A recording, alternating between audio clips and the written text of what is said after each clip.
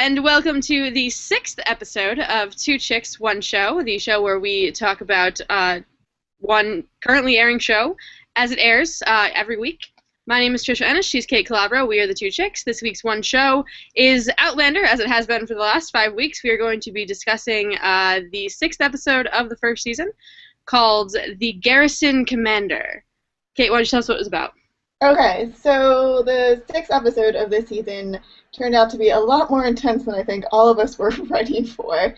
Even though Claire admits to Lieutenant Good-Looking Face that she is not being held against her will, her and Dougal are still accompanied by the Redcoats back to the English base, where Claire has some pleasant conversation, I guess, with Lord Thomas, who is like the big cheese of the area, who grants Claire travel to Inverness. But then good old Captain Black Jack comes back into the picture and just sucks everything dry to the point where Dougal has to save her again and then makes her pretty much have to marry Jamie. But is it really that bad? Is it really that bad now? Well, I don't know. I mean, I guess it could be bad. I mean, she doesn't really want to marry anyone. By the end of the episode, it takes quite a bit of alcohol. But, I mean, I guess there are worse things that could have happened, like they could have just turned her over to Black Jack.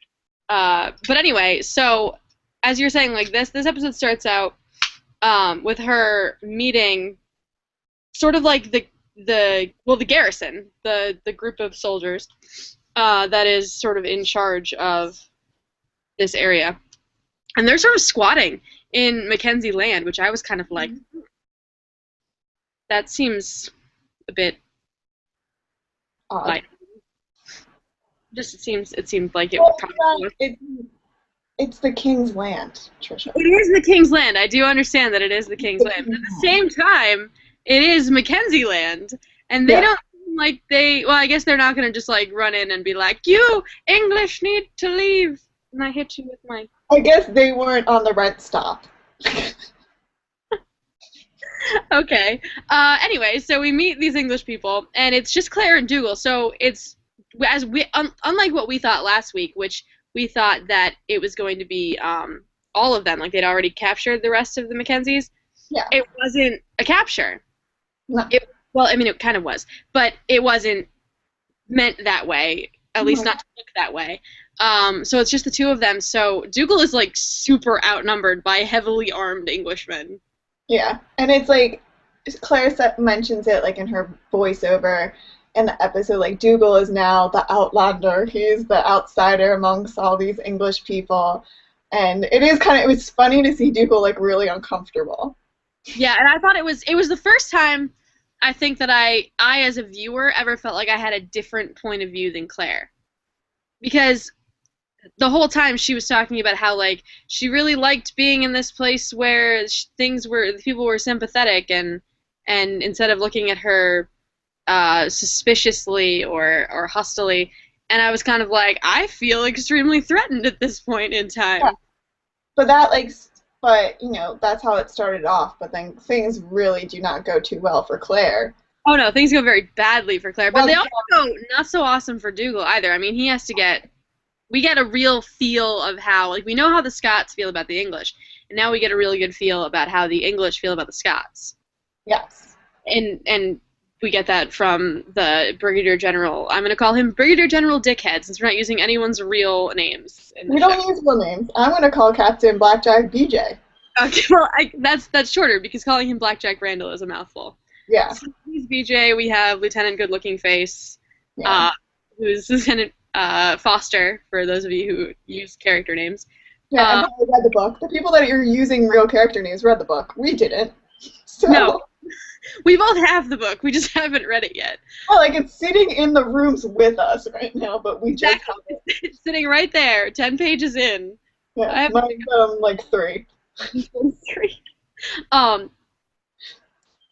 Anyway, speaking of those of you watching, if you would like to join in the conversation, this is a live broadcast / a later recorded piece. So feel free to comment, stick your comments in if you're on the Google Hangout, in those comments, put them on the YouTube page if you're watching it there, or feel free to send us your comments or your questions with the hashtag 2chicks1show. It's in both of our name thingies right here.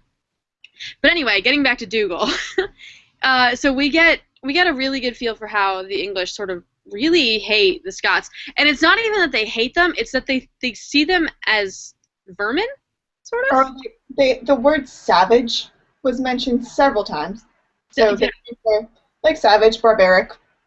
You know, they don't wear wigs. So on the one hand, I not say like I agree with them or anything, but I sort of see where they would get that opinion, because they're like, you know, posh British English men, and they're coming into the Highlands, and the Highlands are very superstitious, and they were killed, and they've got their own language, and it's very much a foreign land that's like steeped in tradition. So it's very much they're the invaders, and so they, you know, present themselves as we're better than you. Yeah. But on the same turn, it's not all of them that seem to feel this way.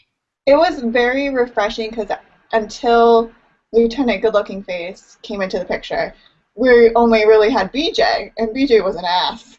Well, BJ was worse than an ass. He was an almost rapist. Yeah. So it's nice to see, you know, some of the Englishmen being proper gentlemen opposed to being something else. Yeah, like, well, Lieutenant Good Looking Face is so far the only one that has really been gentleman. Well, I guess the corporal was too, but he was more afraid of everything than nice. But he's so far Lieutenant Fraser. No, not Fraser. That's Jamie's last name. Fraser. Good Looking Face. He Just stick with our nicknames. Stick with the nicknames. The nicknames. We're getting confused. Lieutenant Good Looking Face seems to be the only one who's been genuinely nice. The rest of them have sort of been, as the General Dickface was was like insulting Dougal right and left. There were some of them who were sort of taking part, and some of them who you could tell were kind of like, dude, don't cross a line. Yeah, like the translator dude was like, he seemed, you know, okay. Yeah, he seemed okay. He seemed like he's the kind of guy who hangs out with the bullies because he doesn't want to get bullied. Yeah, like I think he would like, he's a follower, not a leader. So I definitely think like if Lord Dickhead, or whatever the freak you're calling him, was like, beat him up. I mean, what? You can call him Lord Thomas. That is his name, right? Yeah, I think. I call him Dickhead because he's a dick. Yeah, he was. But moving on. Anyway, so Dougal is threatened, but he mostly hangs out outside. He goes to the tap room. Yeah. As all good Scots do. Yeah. The tap room, and then Claire is left with the Englishmen, and she sort of defends the Scots. Yeah, well, it was like she is at a little dinner thing with the English wigheads, and she tells her tale. They all believe her. Lord Dickhead was like, "Oh yeah, sure. Lieutenant Good Looking Face will take you back to Inverness. No props. Like, you can go to France." Like, and then word for word from the dialogue. Yeah, it's uncanny how much I retained. So then in comes dirty old Captain Black Jack Randall, who just throws a complete wrench in everything and screws up Claire's plans. And we should. Sorry, go ahead. Well, it isn't until like he starts like poking her that she's like defends the Scots, and then like everyone's like, "Whoa, wait a second." I feel like we should point out that his introduction in this episode is very specifically a direct contrast to Lord Thomas, or whatever his name is. Is that he literally runs in, upset that there's a Scot that he knows. He knows who Dougal is. And he's literally dirty. Mm-hmm. He actually gets yelled at by Lord Thomas because, I mean, and we're meant to see them as obviously different people. They're sort of different threats, where Lord Thomas, I don't necessarily think poses a gigantic physical threat. Mhm. He represents like the king and his power and stuff, but Black Jack Randall represents an actual like I will get my hands dirty and I want to kill all the Scots. Well, Kind it's also, you have to see that it's also their station within the class system, and it's also Lord Dickhead hasn't been there as long as BJ has. Like BJ has been in Scotland for a long time and has clearly changed him, and he clearly hates them. And Whereas, he also is a soldier. yeah, whereas Lord Dickhead is just, he got the title because he's a lord, and he was sent up there just cause. He's not actually doing anything. No, he's just sort of sitting at a table drinking whatever Yeah, that. until, someone, like, rings him up and is like, oh, you can go home. But, like, he's not really doing much besides, like, protecting his crystal. Yeah, pretty much. So anyway, so then Blackjack decides it just I mean the Lord what's his face and all of the people they sort of leave and go off and do something else and then it's BJ gets his turn with Claire. Yeah, it's like all of a sudden someone runs in and says that the base is under, like, rebellion attack, which we don't know what it was. Claire asked Dougal if it was the other guys coming. He's like, they would never do something, but we don't know. And But one of the so dudes get their arm amputated, which by the way just so all of the people at the table, Lieutenant Good-Looking Face, Lieutenant Lord Dickhead, all leave, and for some odd reason, Blackjack stays. And this is when I think he was really intrigued by the idea of Claire possibly being a spy and also possibly knowing something about the Scottish Rebellion because she spent time with the Mackenzies. yeah. We should also mention that when BJ and Claire see each other again for the second time, they pretend in front of the whole group that they've never seen each other, but they both recognize each other. Well, clearly Claire does because it looks just like Frank, but BJ also recognizes Claire. Yes. And then so then once we get into we get into the meat of the story probably a third of the way in, and we get to this basically it's just two people talking for the majority of the episode, but it's kind of riveting, which I think really points to the caliber of the actors on the show. We haven't gotten to see a lot of my brain's not working, the guy who plays Blackjack and also Frank. Tobias. What? Tobias. Tobias. Yes, we haven't gotten to see a lot of him because we just get him as Frank a few times, but him playing Jack is scary. Yeah, it's frightening. Very frightening and really interesting because they put the two shaving scenes, the one where Jack is being shaved by his corporal and the one where Frank is being shaved by Claire. They intercut those obviously to show you the differences between the two of them, and to sort of set up the fact that Claire's idea of Jack is highly tainted by her idea of Frank. Yes. Which is interesting. And then we get to the, oh my god, you whipped a guy, and now we've got to watch it for the next 10 minutes. Yeah, that was something.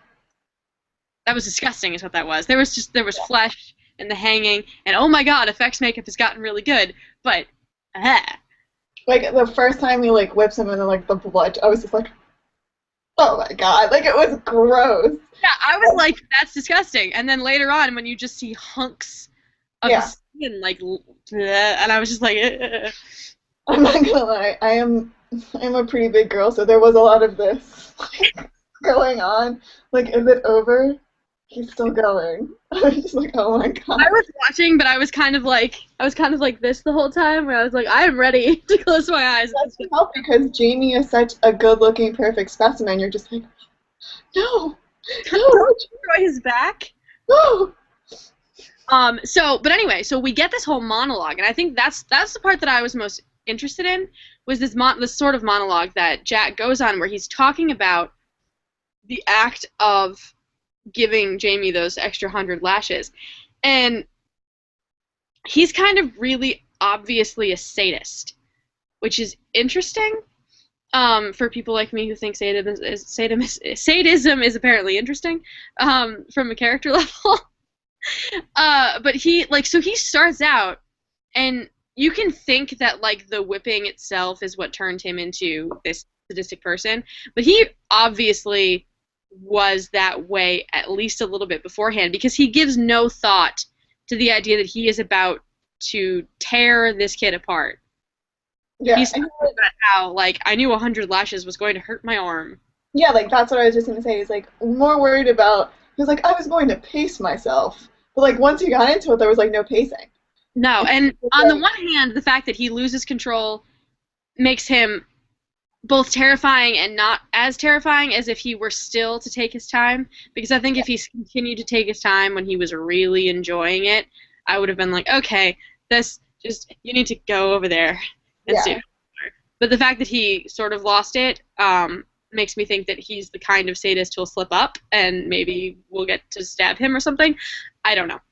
I don't know. There's like, the whole conversation with BJ and Claire when he's talking about the lashings was interesting to me because you could see sparks of humanity within BJ, and you're kind of like, is he just a tortured soul? Could he be saved? And then like even Claire starts to believe it, and I was like, I know it's probably not true, but I want to believe it because I also see him as Frank, and I was like, Yeah, right. Like we also yeah, have that. Like they gave us a good setup with Frank, so we yeah. like Frank and we want to like this guy, but we know he's the bad guy. And it's just like I feel like for me, I just am thinking like, how much would Frank be brokenhearted to realize that his ancestor is a complete asshole? Yeah, and then even more so is a guy that not only inflicts a lot of pain, but really, really likes it. Yeah. And I think that is the thing that he's talking about, the change and the thing that he's become is he liked inflicting pain before. He obviously liked it. But now he knows he likes it. Yeah. And Yeah. he tells Claire like how Scotland's changed him and like I don't know. He's a complex human being that he's an interesting character. He is an interesting character. I'd like more scenes with him because I want to get to know the character better, but at the same time, he really, really creeps me out. Yeah. And he does a really good job being creepy. Like he's sort of he knows how to play Claire. And he knows she's lying. I don't know how he knows she's lying, but he does. Yeah. So, I mean, he's obviously really dangerous. He's become way more of a threat just in these short scenes than he ever was earlier in the season. Like, where before we thought, oh, he's, an asshole, hyper masculine, like, I'm going to show my dominance over everything, so now I'm going to rape you, sort of person. So we hated him for that, but now I'm actually kind of afraid of him. Yeah, because he's very manipulative, and I guess we can, he tells Claire this whole story, and then he goes, okay, well, let's go to Inverness, and he like helps her up, and then boom, just like punches her right in the stomach, and then has one of his dudes come in and like orders him to kick her. And to his credit, he doesn't kick her very hard. No, and then he goes, kick her, and then then Dougal comes running in. Yes, and then Dougal comes running in and stops him. And I mean, yeah. I love that the corporal that he gets to do the kicking is obviously really afraid of this giant hulking Scotsman who just ran in the door. Yeah. Which I would too. He is terrifying.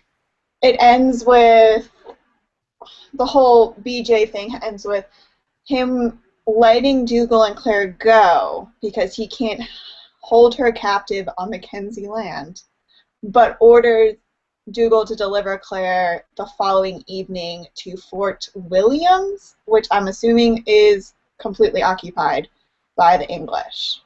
Yeah, instead of it just being a town that they've set up camp in. Yeah. But we should. Yeah, sorry, go on. We should also mention that BJ completely knows that Dougal is a rebel.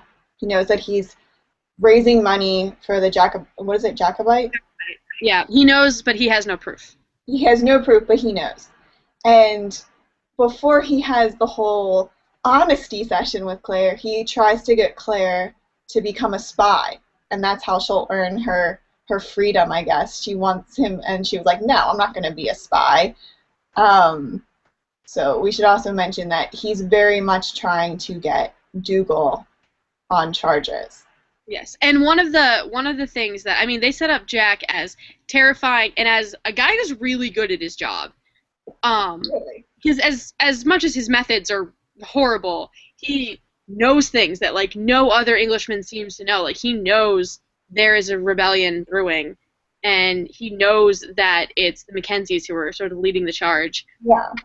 He knows these things are happening. He knows Claire is lying. He knows she's not from Oxfordshire, and then she let slip that she knows he's from Sussex. Yeah, that was great. That was interesting, but he obviously, I mean, I wouldn't say obviously, but he more than likely is going to be cast as a more practical thinking man who doesn't think that she's from the future or any sort of magic as most. Yeah. Yeah, he's just going to think you are lying to me. You are a liar. And possibly involved in a Scottish rebellion. Yeah. But they also do a really good job in this episode of setting up the idea, like not just how threatening Black Jack is, but how specifically threatening to Claire he is, so that they can set up the idea of her accepting Dougal's plan. Yes. So I guess we should transition into Dougal and his plan and the magic spring, which I just was like, of course. No episode is complete without a magic spring. Yeah. So Dougal and Claire leave the base or whatever, I don't even know what the hell to call it, and they're like galloping to meet up with the other dudes. And they go to this spring, and he's like, oh, you must be really thirsty, you know, after getting beat up and like galloping on a horse. So you know, drink from the spring. She's like, ew, it's like gross looking. He's like, yeah, the smell. Like there is sulfur in that spring. No. He's like, oh, the smell's nothing. So she drinks it, and he like takes out his knife. I'm like, Jesus, like she can't get a break today. And he goes, I'm gonna ask you one more time, are you a spy? And she goes, and she looks him dead in the eye, and she's like, listen, no, like just stop asking me. And then he just puts the knife back and he's like, okay, let's go. And she's like, what? And apparently he literally says, what the hell, basically. Yeah. She's like, what was this entire, and were you gonna use that on me? Like, what is this? Yeah, and he's like, well, you drank from that spring, and rumor has it that if you lie after you drank from it, you like pretty much like burnt, your insides would burn. Yeah, so that's all. So and she's like, magic spring? Yeah. Really? So clearly, Dougal is very superstitious and believes in magic, and that's all Claire had to do.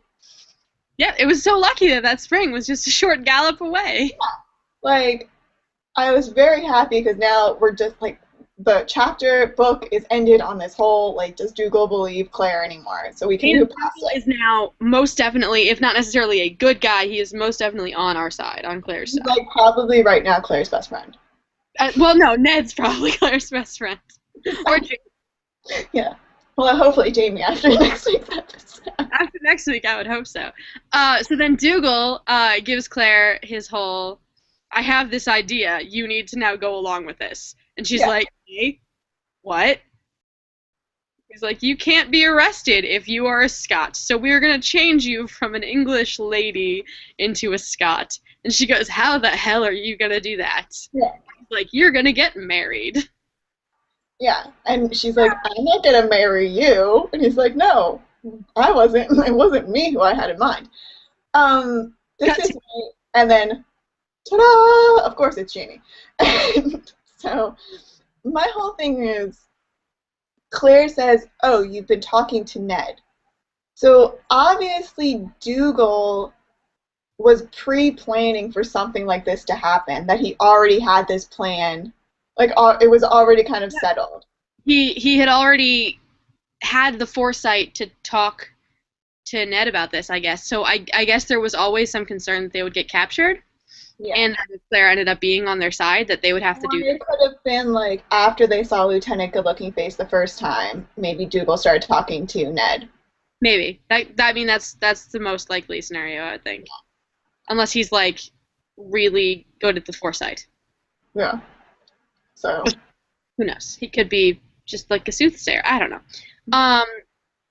Yeah. So now they're presented with the quandary of are they going to get married? Which, if you've seen the preview for next week, duh, of course they are. Hell, if Yeah. you read the synopsis for the season, yeah, of course they are. So there's this whole question of how they feel about it. We find out that Jamie is basically the least eligible bachelor in Scotland. Yeah, I like that where she's like, you don't mind like marrying me? And he's like, well, nothing else is gonna happen. I'm literally on no one else's to marry list. Yeah. Except that one chick at Castle Leoch who thinks he's hot. Yeah, but like I think that's just a physical attraction. Like I don't think her father would let her marry Right, him. because he has no money. He lives on a quote soldier's salary. Yeah. Um, and he's a wanted man, so he could be Yeah. killed. So basically, Claire gets like this shit. Yay! Yeah.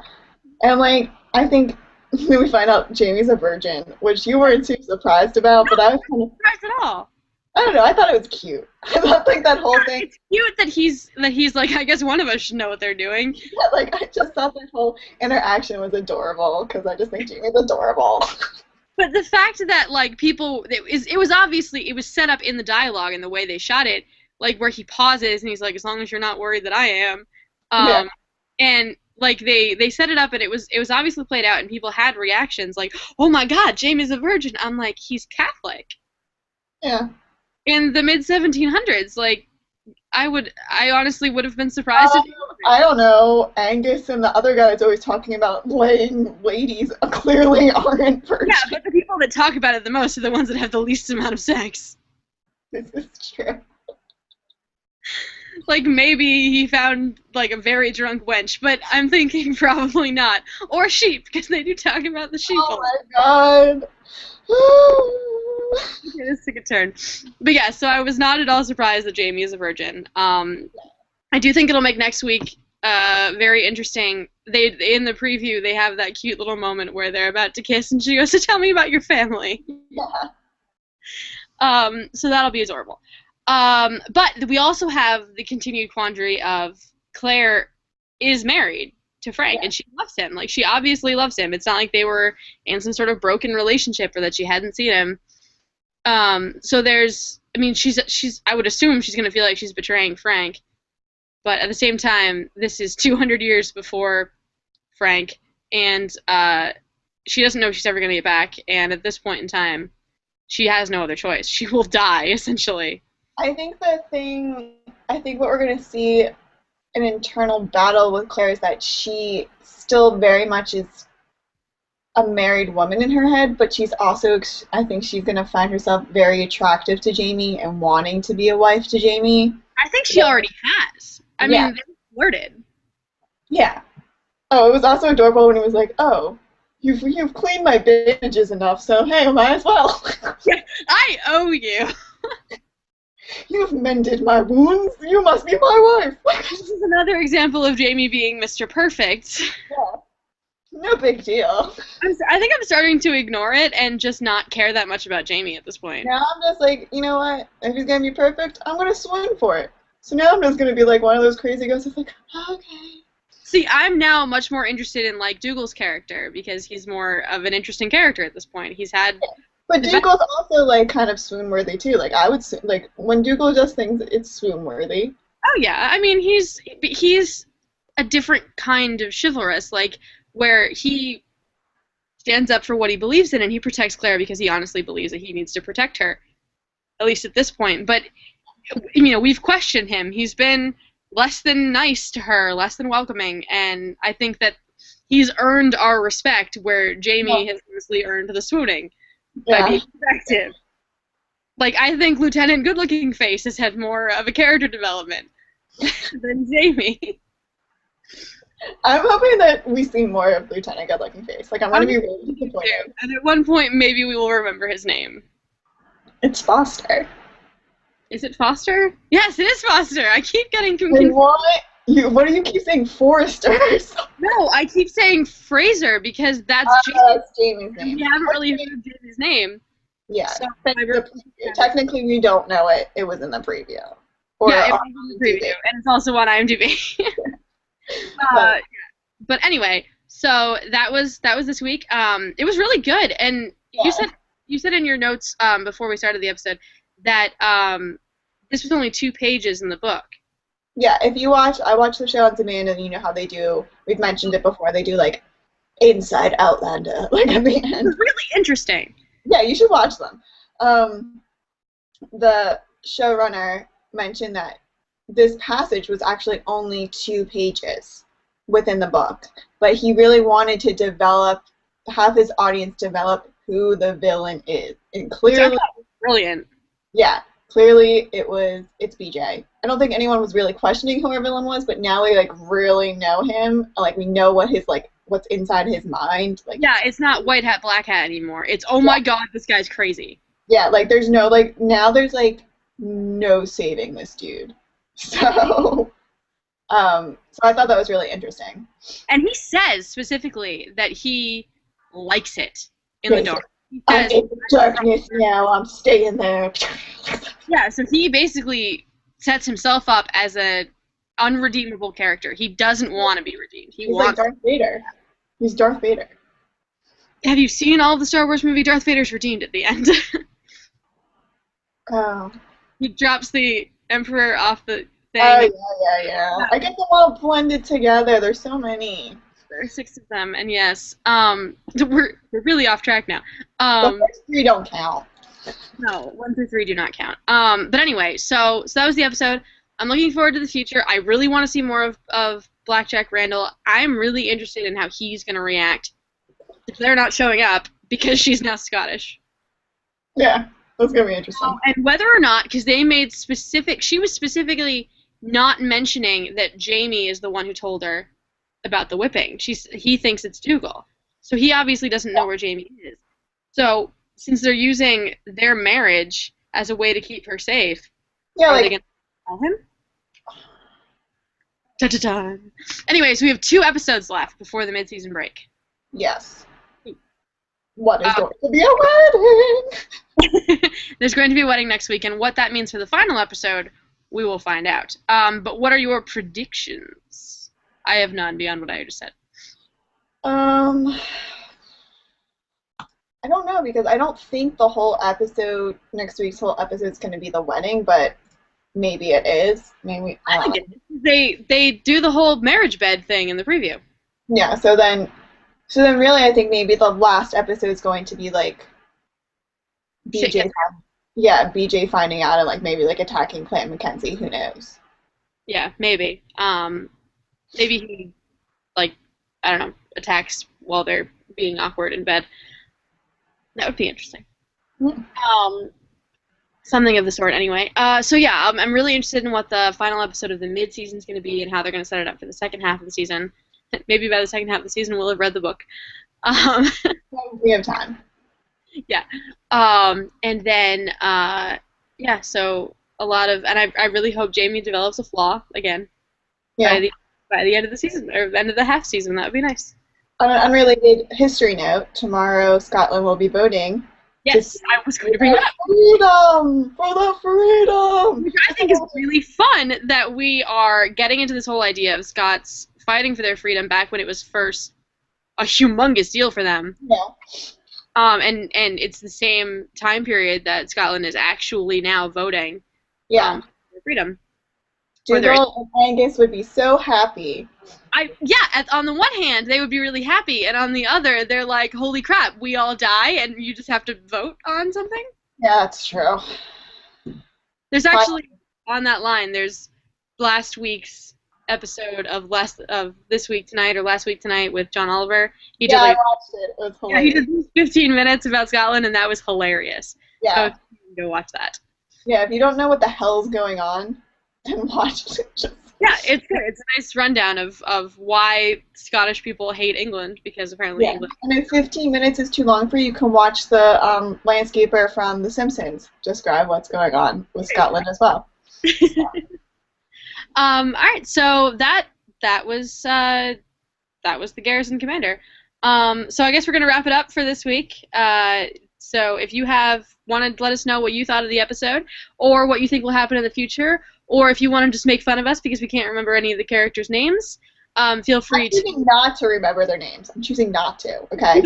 We're choosing not to remember their names because our heads are already full of Game of Thrones characters. So Anyways, so you can leave a comment.